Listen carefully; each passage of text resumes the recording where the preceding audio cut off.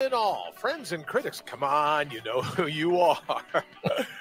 Join me for the Brian Brawdy Show. Tired of being bulldozed by their BS? Well, there's some good news. You were born for the bumpy ride. So let's mortal up.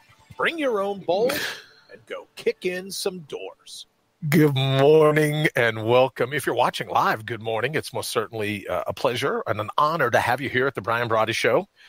If you're listening to this taped, well, good afternoon or morning or evening, whenever that is. We have a really packed show today. So what I'm going to do is go ahead and kind of get into it right away. But I got an email that I wanted to share. Someone asked, hey, do you still, and I think we talked about this the other day, do you still have the gong that your mom got you? And I do. So we'll hit the gong one more time. Remember, I think we used to have a thing called the gong heard around the world. We don't do that anymore, but I really couldn't have set up the new studio without the gong from my mom. So there you go. There's the answer to your email. All right, we're going to go ahead. There's so many cool things to do today. It's, as I've talked to Wayne about before, this show writes itself, right? It just... It's itself. So before I get into that, let's cue one, and we'll put up the number 810-412-5999. 810-412-5999. Don't forget. Thank you very much, Wayne. Don't forget that standard phone things and texts, and let me just say this: the phone company's going to try to milk you for calling in. Just so you know, it's not a toll-free number, but give us a call. And most certainly, all the people that are looking to pick a fight on Facebook, all the people, and I'll get into that in a minute. But you're welcome to call as well. You just have to call and say hi and be nice. You want to call and be the triggered that you are, but please feel free. 810-412-5999. All right. So this morning. Well, we've got the what am I missing? We've got the lowlights making headlines. We got Mortal Up. But I have to tell you, I'm a little afraid this morning that we're not going to get to Mortal Up. We're doing a 30-minute show so that we can continue to, like a familiarization. Is that how the word goes? Familiarization cruise, a shakedown cruise, I guess is what it's called. So we're still in the process of shaking a lot of that down. So I thank you again for putting up with us as we're working this, as we're working this all out. All right. So how about we get right into this morning? Let's just go ahead, Wayne, and Q2. Wait a minute. Huh? No, I really want to know. What am I missing? All right. Here's where we are. And I don't write this stuff. I don't even say I report this stuff because I'm not a reporter. Oh, there is a God. Well, I'm not a reporter, so let me just spit it out. So there's this big thing going on, and I may have mentioned it 1 or 250,000 times of late. But what is it? I think it's Mara Gay. In any event, she was a New York Times editorial board person.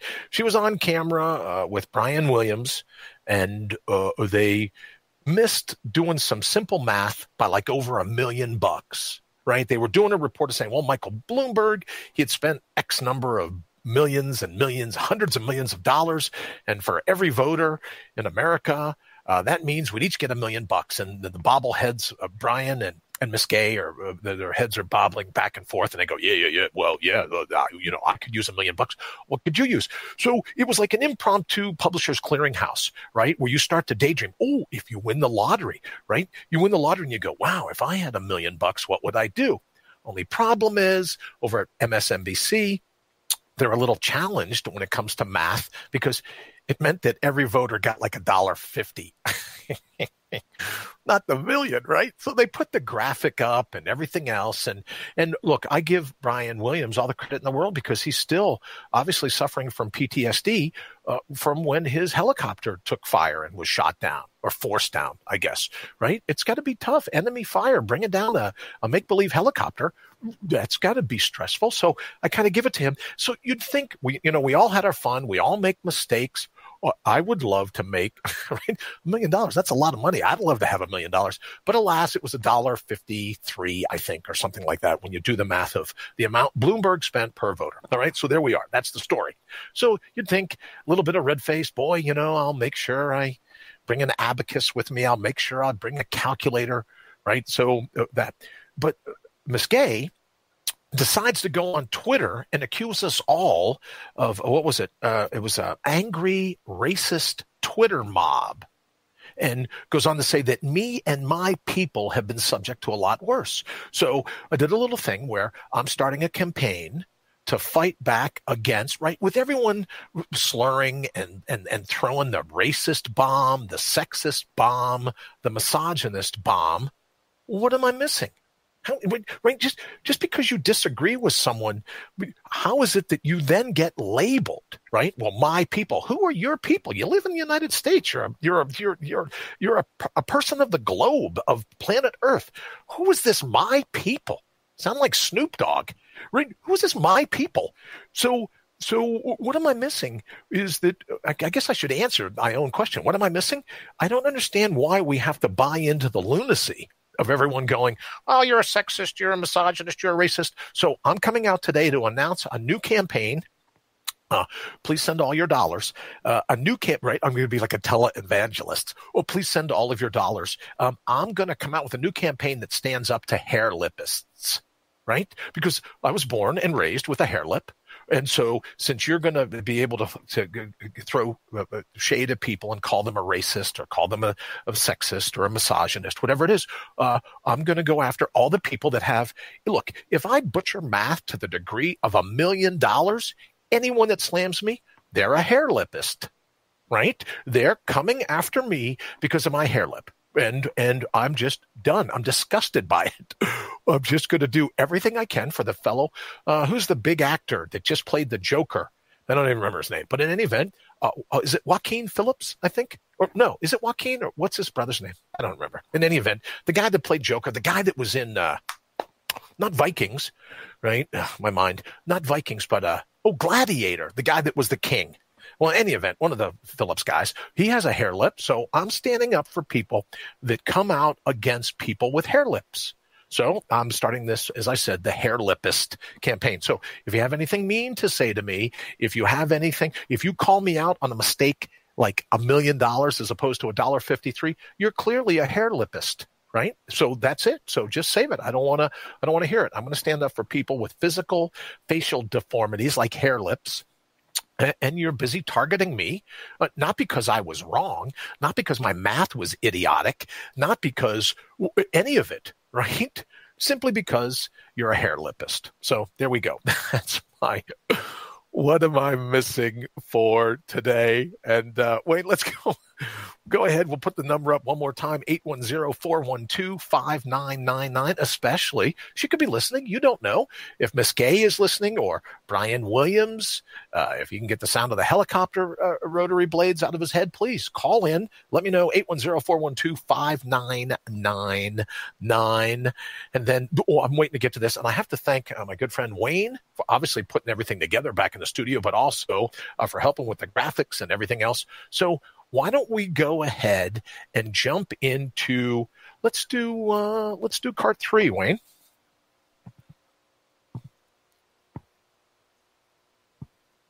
Lowlifes making headlines, or as we like to call it around here, brains that make your blood boil.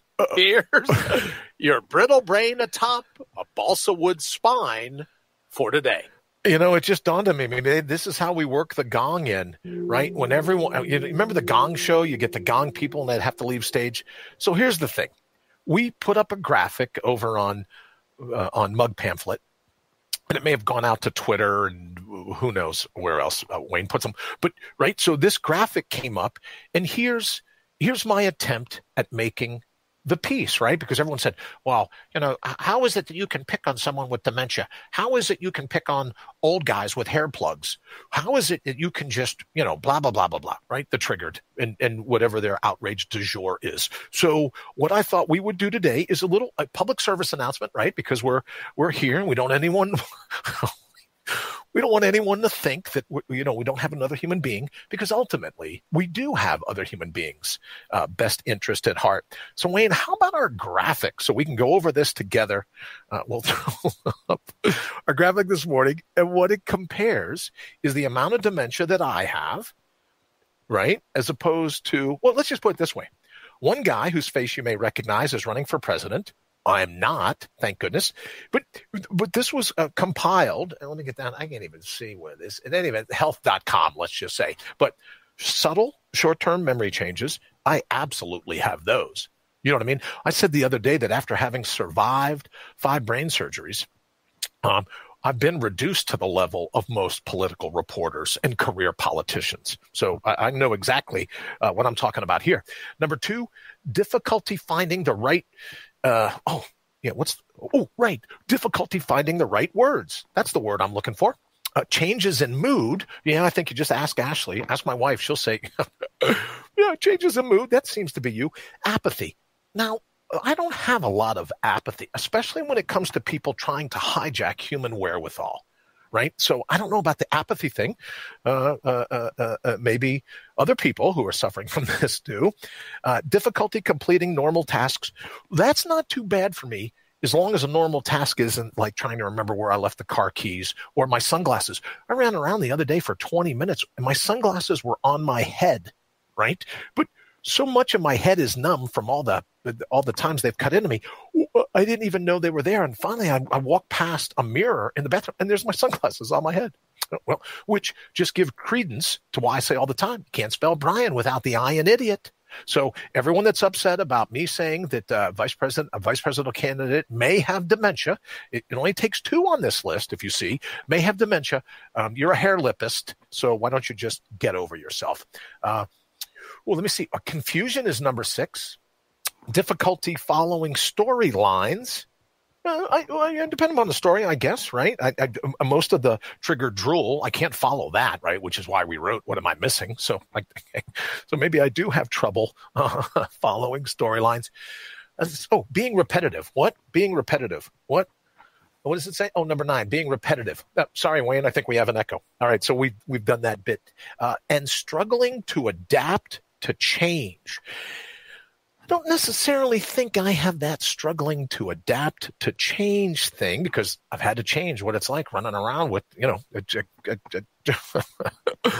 a chunk of my brain gone. Oh, and I also want to make mention of the fact, thank you for everyone that's been calling in and talking about brain cancers. And my heart goes out to you, but no, please know that that mine wasn't cancerous. It was benign. It was a golf ball size, what they call a meningioma in the lining of the brain. It just happened to, as it would, right? When you're a golf ball size, you grow into, right? If you're a hammer, you look at everything like a nail. When you're a golf ball, you go into a golf ball size. You just happen to ice cream scoop out a good portion of my cerebellum, which I think leads to my dementia. So in any event, there's the graphic. Wayne, thank you very much. And the graphic is, if you have only 2 of these, you got yourself dementia, right? If it walks like a duck and it talks like a duck, then it's a duck. So that's where we are today for the how to know if you or a loved one like me, right? The difference is I'm not running for president, right? I'm not running for president. I don't want, the nuclear football. I don't want the black box. I don't want a phone where world leaders from all of you'd want me on the phone with a world leader? I don't think so. They barely let me use the phone as it is now. So here's ultimately what I wanted to say about that. And look, I'm having a little bit of fun, obviously, with a presidential candidate. And look, you got to love his wife, Jill Biden. Talk about someone that should be the director of Secret Service. These people, every time someone comes at him on stage, man, she is right up and in there. So I think that should be it. Look, if he wins, he should appoint her to be the head of his Secret Service team, right? I think that would be great.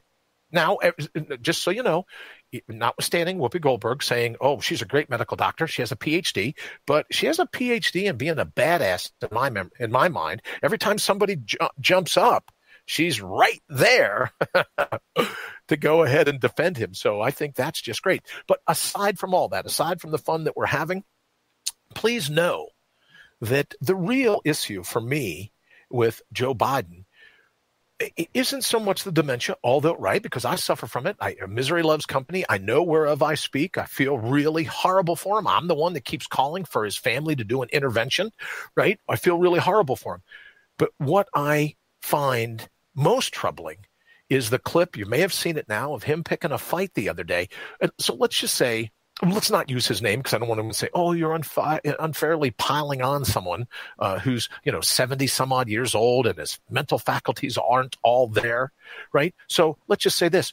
What's always struck me viscerally, what's always been a pet peeve of mine is a politician that challenges you. Let's take this outside, but that politician has 4 Secret Service agents guarding him.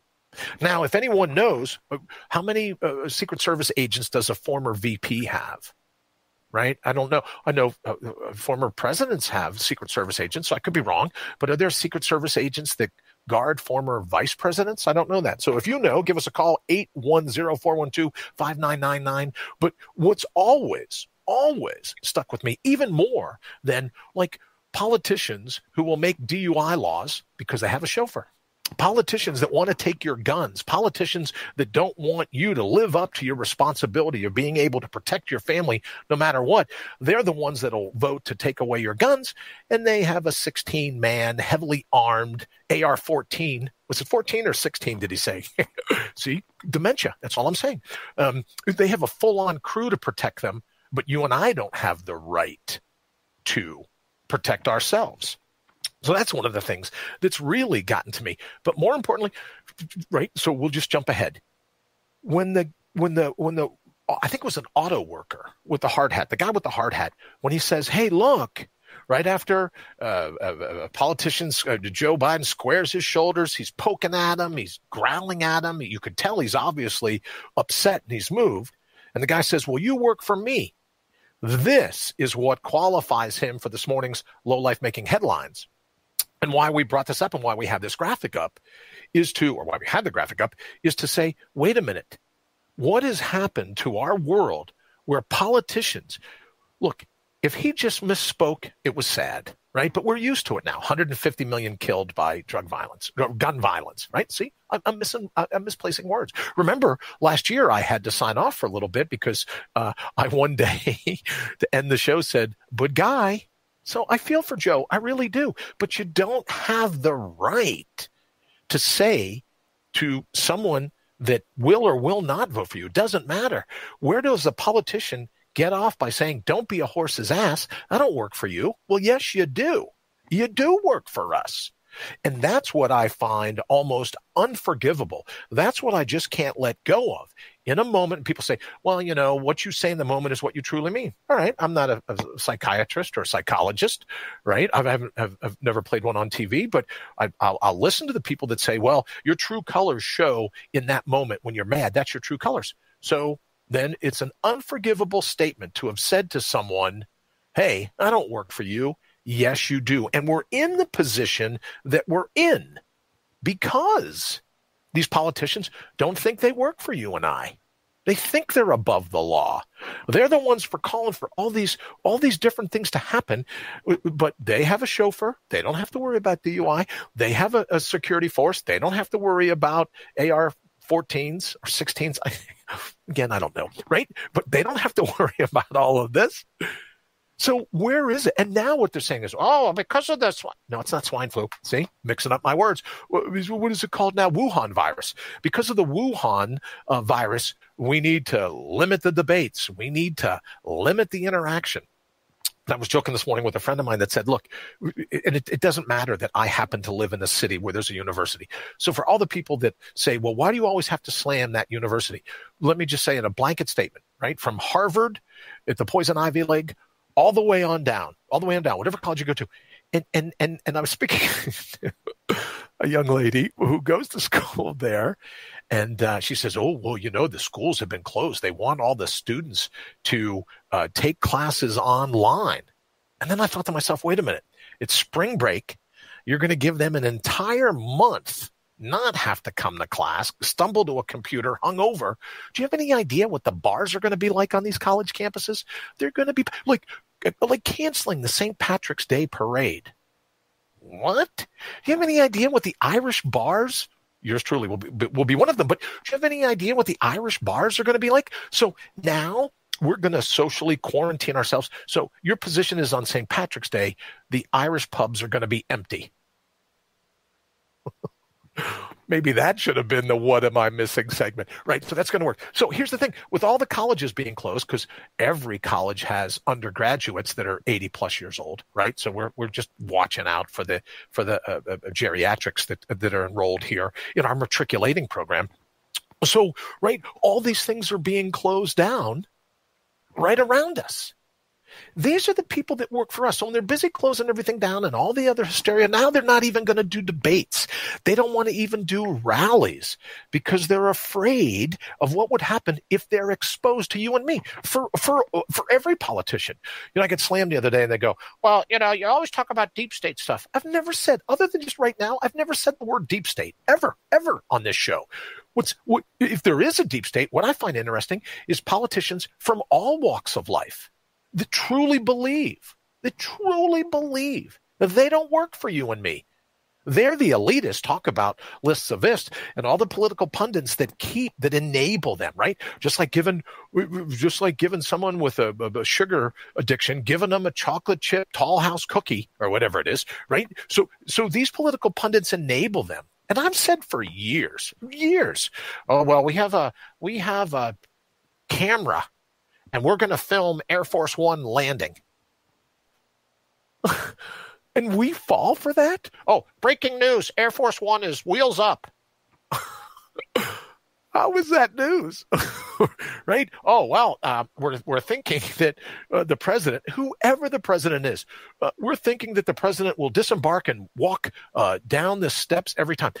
Look, by the time you're my age, right, by the time you've celebrated your 50th birthday half a dozen times or more, right, how many times have you seen a president, breaking news, this just in, stop the press, a president walking down the jetway, right? Walking, what is it called? Portable jetway, I think, right? Walking down the stairs from an airplane. How many times? 50, 60, 100, 1,000. Oh, we could call Brian Williams. I'll bet you he can do the math for us, right? How many times have we had to see this? And maybe that's what supports these people thinking that they don't truly work for you and me. So just to wrap up that whole lowlifes making headlines, here's my final thought on it. They do work for us. So don't let them hijack and go, well, because of coronavirus, we're not going to have any debates. No, you're not going to have any debates because you need a chairlift, one of those easy lifts to get up onto the stage, right? Maybe, I have an idea. They should do the debates in those big Bing bag chairs. Remember those when we were, I'm dating myself again, but when we were younger, those big beanbag chairs, maybe they could just lower them in, like a crane, or when you get your percent body fat test done at a pool, they have those big, the scales that lower you into the water. Boom, boom, boom, boom. They could do that. They could load them right into a beanbag chair, right? But here's what they're trying to do. They're trying to hijack what's left of the democratic process by saying, we don't need any more debates. When it was James Carville said the other day, let's wrap this puppy up. Wrap it up. It's not even mid-March. Oh, but that's okay. That's okay. Don't worry about it. We have our fingers on the pulse. We're going to shut down and make sure that when March Madness is here, nobody's allowed in the stadium. So here's the people in charge. No one's allowed at the stadium, but they'll be shoulder to shoulder in the bars watching the games. I'll bet you the games are still televised. I'll bet you the games for March Madness are still televised. We hope, right? So everyone will be shoulder to shoulder in a bar. No coronavirus spread there. People are busy sharing their sporks, right? No coronavirus spread there. But this is it. This is our shot at a democratic election by saying no more debates, no more rallies, no more this, no more that. All right, so there you have it. There's my take on people with dementia, because I know whereof I speak. Misery loves company, I guess, as I started off this segment. So let's go ahead in the few minutes we have left, and let's go ahead and cue up, I think 4, Wayne, if you would. It's time to tune out the herd, because everything you've ever needed, you've always had. So bring your own bowl, and let's go mortal up. All right, so here we are for today. I thought, because I get a lot of questions, I got a lot of questions yesterday about this concept of mortal up. So I thought what we would do instead of, and thank you all for the emails, thank you for the text, thank you for the people saying, oh, this is who I think we should nominate for Low Life's Making Headlines. Don't forget, head on over to mortalup.com and you can sign up to nominate your Low Life Making Headlines. You can sign up to nominate your Mortal Up. You can subscribe. You can just hang out. All the audio is there. The shows are there. Everything on Counterpunch Media is there. But what I thought I would do is share with you a conversation I had where someone said, well, why does this hit you so viscerally? Why is this concept of mortal up so important? And truth be told, you and I both know my days are numbered, right?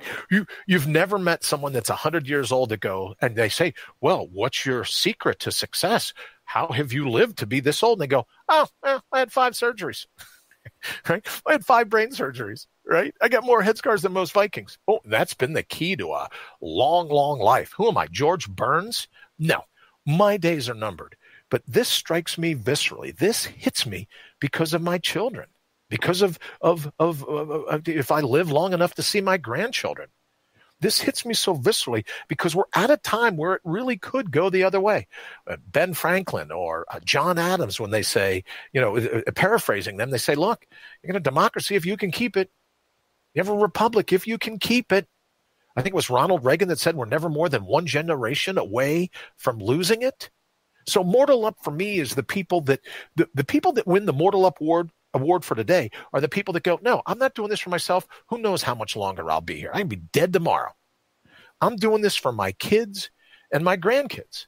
I'm doing this for the future of them because I don't want them to have to fight a war that should have been mine to fight right now, but I'm going to project it onto them. I'm going to sit around in my bean bag and have a Slurpee, Diet Coke Slurpee, and go, oh, yeah, I called someone a racist. I called someone a sexist. I called someone a misogynist. I staged this whole thing where the aggressor had a MAGA hat on. Or, well, no, look, I did a little simple mistake in math. $1 million. Simple mistake, small mistake. Man, there's nothing to see here, which should be the new tagline for MSNBC. There's nothing to see here. And I'm sure Lawrence O'Donnell will disagree. There's nothing to see here. But the Mortal Up Award today goes for the people that say, you know what, maybe we do need a line in the sand now. If not for us, then for our kids. Maybe we shouldn't have it where our kids are busy, right? Just living their life. Then all of a sudden they have to fight the wars that are rhetoric. They have to fight the wars that are inauthenticity. They end up fighting the battles that our brains started today. And I'm just not going to let that happen. So the Mortal Up Award is for everyone that thinks not about themselves, but about their kids and their grandkids, their families moving forward. And what's it going to be like in a world where government officials get to say, baloney, I don't work for you. Don't be a horse's ass. What's the world going to be like when a politician goes, I'll take you out back of the gym. Let's go. Let's do this right now. What's it going to be like when a politician goes, oh, you look like a tough guy. How about let's do a push-up competition? Please, for the love of God, the next time a politician says, how'd you like to do a push-up competition? Somebody in the crowd, please say yes. Somebody, please say yes. Right? When the politicians go, well, if he were here, there'd be a physical altercation. Oh, my God, right? We just need call girls, ring girls, sign girls that will walk around with the numbers like a mixed martial arts match holding up. Next time a politician says, well, why don't we take this outside? Somebody, please say yes, because they're never, like bullies, they're never going to go outside. They can't afford to go outside because you will have proven in that moment that the emperor truly has no clothes. So in getting ready to wrap you up. See, clearly what I've said, right? I have the right. So for all the hair lipists out there that are now going to slam me for this, please slam me over at mortalup.com. How's that for a segue? You can reach me always at allnaturalbeing.com. And thank you to Matt Connerton for having me on his show the other day. That was a lot of fun. I super appreciate it. And as always, thank you all for hanging out, doing this with me. We're trying every day to get better, well, physically, right? Mentally for me, trying every day to get better. But also as a show, everyone here at Brian Brawdy and Associates is doing their best to get better every day. So we really thank you for hanging out with us as we're doing so. All right, Wayne, let's go ahead and cue the close. Have an absolutely fantastic rest of your day.